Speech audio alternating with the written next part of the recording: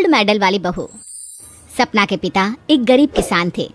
माँ पिता खेत में काम करते तो पीछे से सपना गांव के बच्चों के साथ हॉकी खेलती।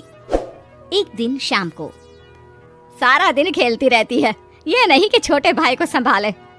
माँ पता है, मैंने आज हॉकी में पास के गांव के लड़कों की टीम को हरा दिया। अरे वाह वाह मेरी बेटी, शाबाश। ये ले के रुपया, जा जाकर टॉफी खा ले। सपना खुशी से पिता के गले लग जाती है और बाहर चली जाती है। अरे तुम इसको बिगाड़ रहे हो, मैं ना इसकी शादी ही करा दूंगी। ऐसा कैसे शादी करा देगी? हाँ, अभी तो उम्र खेलने की है। माँ बड़बड़ करती वहां से निकल जाती है। लेकिन शाम को उन लोगों के घर कुछ लोग आते हैं। अरे राम सुखिया, जरा ये तो बतलाओ सपना के बारे में क्या सोचा है? अरे क्या सोचना है मास्टर जी, पढ़ रही है, जितना पढ़ सकती है पढ़े, फिर शादी करवा देंगे, कोई अच्छा सा गांव का ही लड़का देख लेंगे। अरे तुम तो उसके पिता हो, तुमको कुछ नहीं पता? माँ घबरा जाती है। अरे का मास्टर जी, का पता नहीं, का हो गया?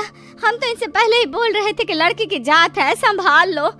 अरे भाभी जी, आप भी ना कभी अच्छा भी सोच लिया करो।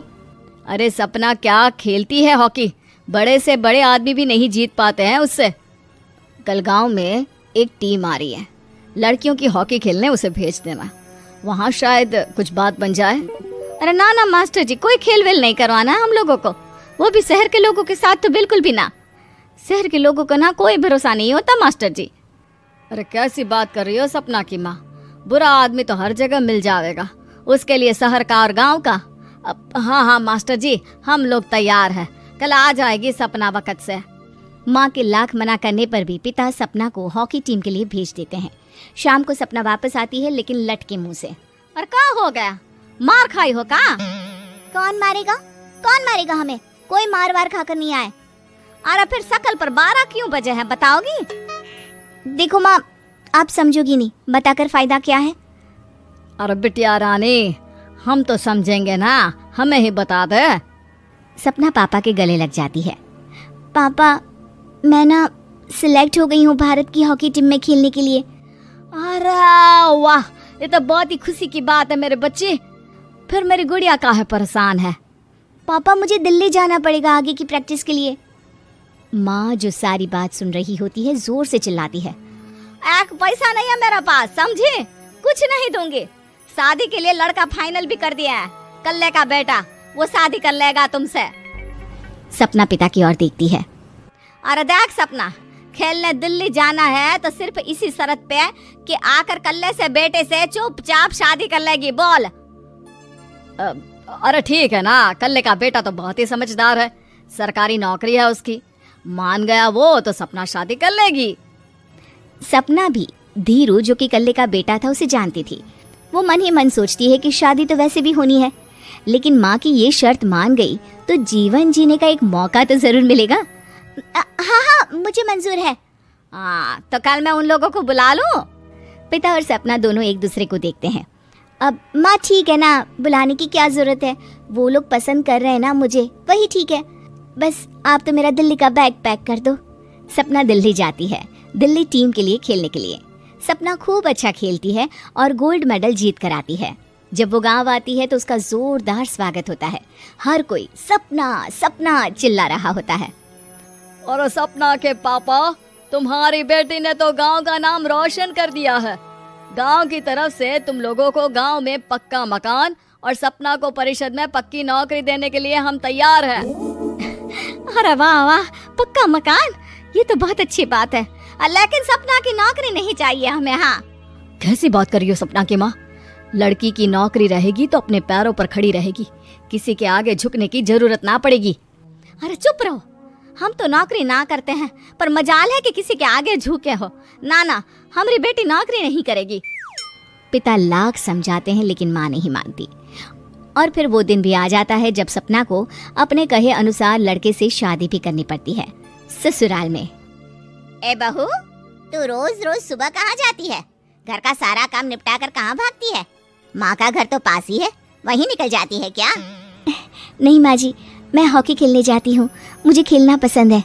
खेलना पसंद है?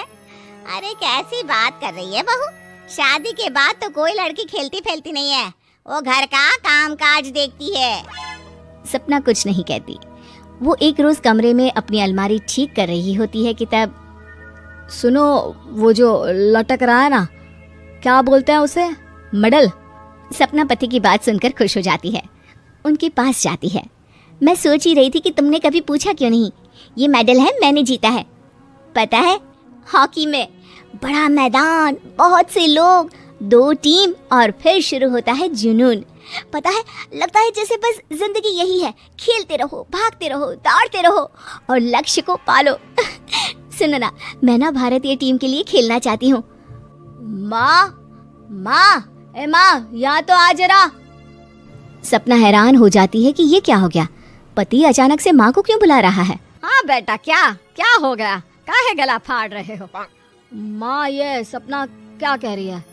अरे बीवी तो बोलती ही रहती है बेटा, लेकिन क्या हो गया, चिल्ला क्यों रहे हो, ऐसा क्या बोल दिया इसने। माँ ये बोल रही है कि इसको खेलना है भारतीय टीम के लिए। सपना डर जाती है। नहीं नहीं माँ जी, मैंने कहा कि मैं चाहती हूँ कि वो मैं बोला था ना, शादी के बाद कोई खेलता नहीं, घर का काम काज देखता है, लेकिन फिर भी। नहीं नहीं माँ जी, ठीक है, मैं घर का काम देखूंगी, कल से मैं खेलने भी नहीं जाऊंगी, माफ कर दीजिए। सपना पति की तरफ देखती है जो माँ की तरफ देख रहा होता है। उसे गुस्सा तो आता है, लेकिन करती भी तो क्या, सास के सामने कैसे पति की क्लास लगाती। अरे बेटा, अब क्यों घूरे जा रहे हो बहू को। माँ, अभी इस बात का फैसला करके जाना, वरना ये तो तेरे कमरे से जाने के बाद मुझे। अब चुप हो जाइए आप, छोटी सी बात का बतंगड़ मत बनाइए। छोटी सी बात? बहू, ये कोई छोटी बात नहीं है। जो लड़की दिल्ली के लिए गोल्ड मेडल ला सकती है, वो देश के लिए भी तो गोल्ड ला सकती है ना। हम लोगों को किसी चीज की कमी नहीं है बहू। घर का काम तो कोई भी कर लेगा, लेकिन देश का नाम रोशन करने के लिए सपना चाहिए। जा बहू, तेरी ट्रेनिंग का सारा इंतजाम तेरे पति ने कर दिया है। जा खेल और देश का नाम रोशन कर। सपना की आंख में आंसू आ जाते हैं। वो सोचती है कि बेटियों को मायके के साथ अगर ससुराल में भी सहयोग मिले तो ऐसा कोई काम नहीं जो वो नहीं कर सकती है।